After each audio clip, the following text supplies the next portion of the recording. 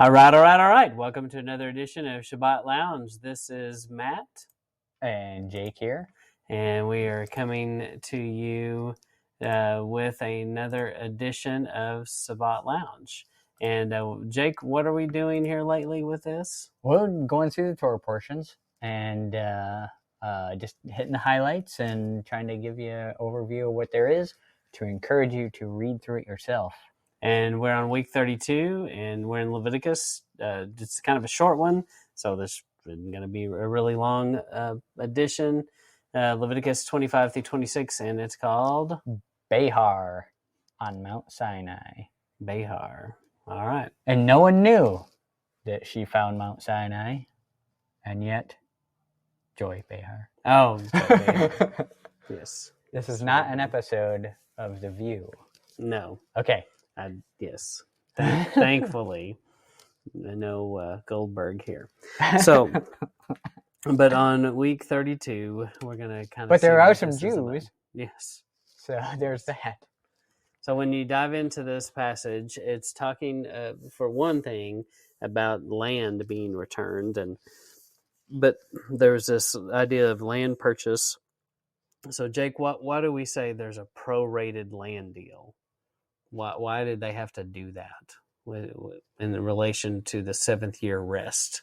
Well, because, Matt, you see, there was this part of the Torah commands are that the land is supposed to go back to the original owners. When they go into the land, they have plots set out for the different tribes. And if you're to buy some land from one of your brethren, cross-tribesmen, then you would have to, I didn't mean for it to sound like that. You know what I mean? Mm-hmm. Another tribe, then if I did it in like year 1, I'm going to pay you a lot of money because I have 6 whole years with that land.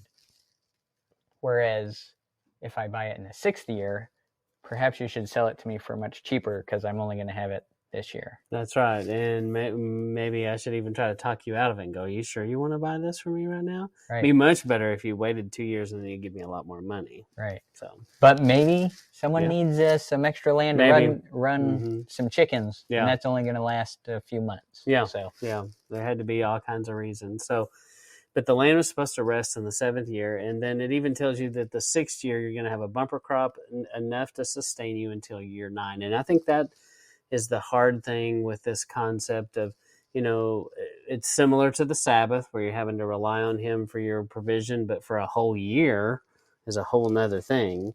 Yeah. And he told them they'd be taken care of. It'd be abundantly clear that they're taken care of. They're going to have a bumper crop.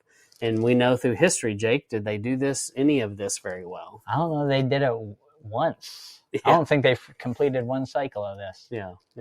But Matt, back to that point about the bumper crop situation.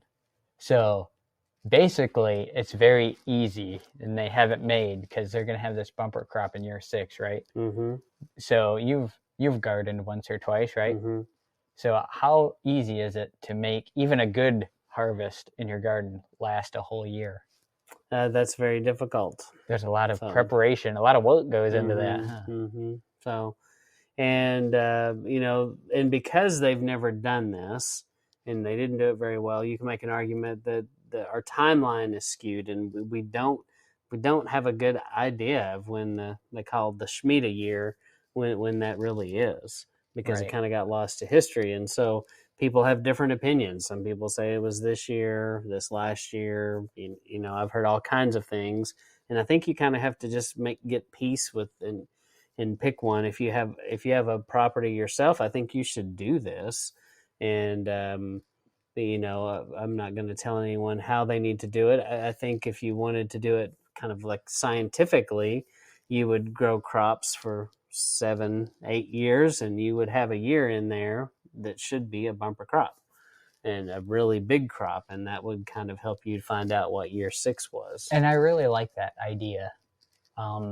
And I also like the idea of going based on when you come into your land. Yeah, right? I think there's nothing wrong with that either. Yeah, and that I think seems to line up with Scripture. I think a lot of people have researched this, and a lot of people have talked on this, mm-hmm. and none of them agree what the year should be. No. And so to me, I mean, you kind of have to go with, I mean, this was a command for when you go into the land. Mm-hmm. So. And we're not in the land. Right. So, but again, this is practice. Right.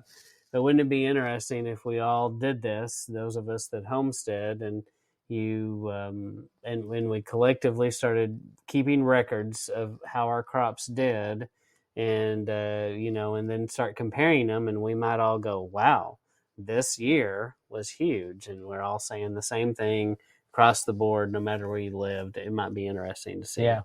But it might reveal that for us. Sure. So. Exactly. Very interesting. And this is another thing that I can remember farming with my grandfather, and I asked him, I believe it or not, I read Leviticus with my grandmother when I was a child, and I came across the scripture, and I was like, why don't we do that? And my grandfather was like, Matt, I don't really know why we don't do it, but we don't. Yeah. So he didn't have any good answers. Yeah. And I think too, this also ties into like crop rotation. Yeah. And the way that all the minerals in our soil have been so degraded because we don't do this. Yeah. I think a lot of that ties in. Well, soil is a living organism, and that's what a lot of people don't understand. It's a very complex structure, and it involves air and water and microbes and other living organisms, and they all depend on each other, and they all need a rest. They all need a break. Yeah, I was watching a football game once, and I heard this screaming, and I'm thinking the fans, right? No, it was the ground from all the cleats stabbing it. Yes. This living organism. Yes. It was just screaming. No. Yes. That's a made-up story in jest. I think it is. So now we've got this one. We're talking about freedom. So we've got Jubilee, liberty to the captives. So what's the Jubilee? So every 50 years, you had the Jubilee year. And so during this Jubilee year, everything, it was even bigger than the 7-year one. It was like the really big deal. And they often would measure time with Jubilees. Number of Jubilees, right? And say I've been around one Jubilee or two. I've seen two.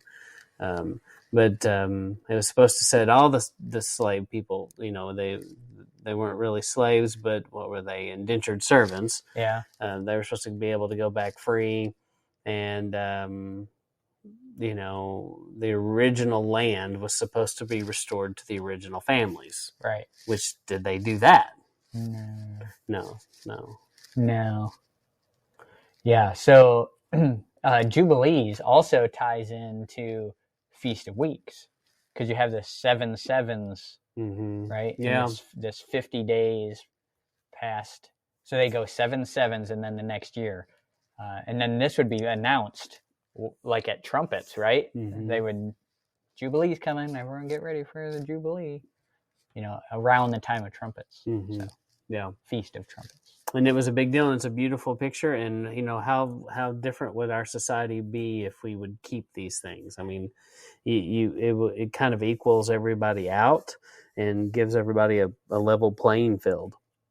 Yeah, and I think it's I think you'd have to, when I was looking at this time around, it's like you need, it's like the Constitution, right? And the founding of America, right? And they said, we've given you a republic if you can keep it, and it's a society built for a moral and just people, and it will fall apart without that. I think same thing here with the Jubilee and the Shemitah. If you don't have a moral and just people running these things, you could get real into a mess with corruption in it. Yeah, and the rich getting richer and the poor getting poorer. Yep. And unfortunately, just to some regards, that happened to them. Yeah. So the land returning to its owner. So if this was done correctly, all of the tribes would get their land back, no matter what their status was. And the original land grant that we've read about, where it talks about each tribe and what portion of the land they would get. Debts are forgiven. So the Shemitah year even has debt forgiving in it, and but that's a huge concept for sure, that the debts are being paid for. And don't you think that's a spiritual connotation as well? Oh, sure, yeah. It's forgiveness, of course. Mm-hmm.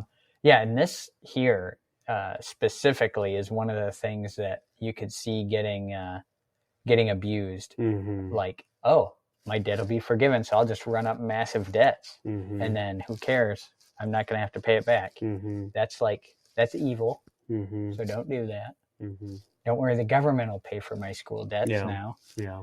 So that's not how it's supposed to work. Joe Biden got it. He did that. Yes. So debts are forgiven. And then we've got this concept of redeeming your brothers, the kinsman redeeming. So what do you think that means about redeeming your brothers? I think that's just kind of a like, if your brother, and it says in this portion, it talks about if your brother is downtrodden, help him out. Yeah, if they're in a bind, if they're in a bad way, don't ignore them. You should go intervene and help. Right. And it even points to not just your brother, but the stranger. Yeah. And when it says stranger in those passages, I don't believe it's talking about someone who was completely pagan and foreign to you. This stranger is probably someone that's abiding in your household or your neighbor's household, and they're doing the things you're doing. Right. It's they're just not flesh and blood. Yeah, it's not just strangers. It's the strangers sojourning with you. Yeah. So. And they weren't supposed to charge interest. Who weren't they supposed to charge interest to? Y'all brothers. That's right. And so through history, some weird things developed, and so the Jewish people were often got into banking because they would loan to people who weren't their brothers, and then they could be like, "Yeah, we're going to charge you interest," right?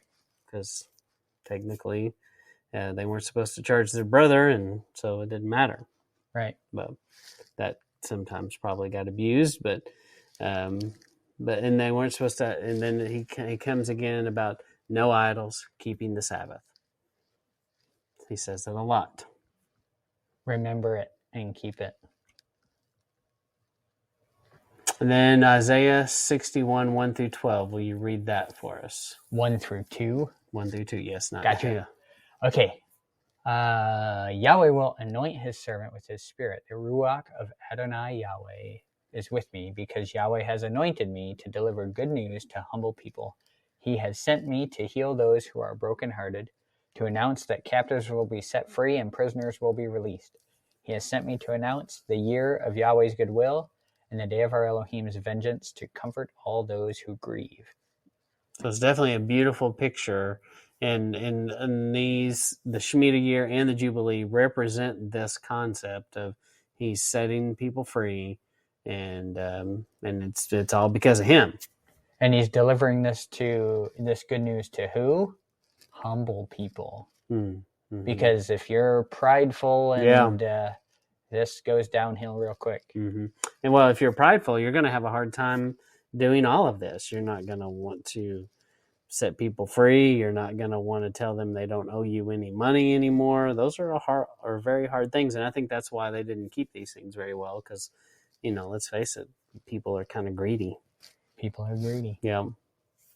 And so not much has changed. It's still around today.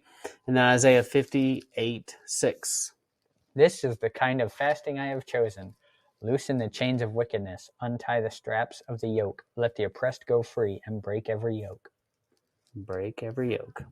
And then, and wasn't there a concept of, was it one of the prophets, was it Elijah or Elisha?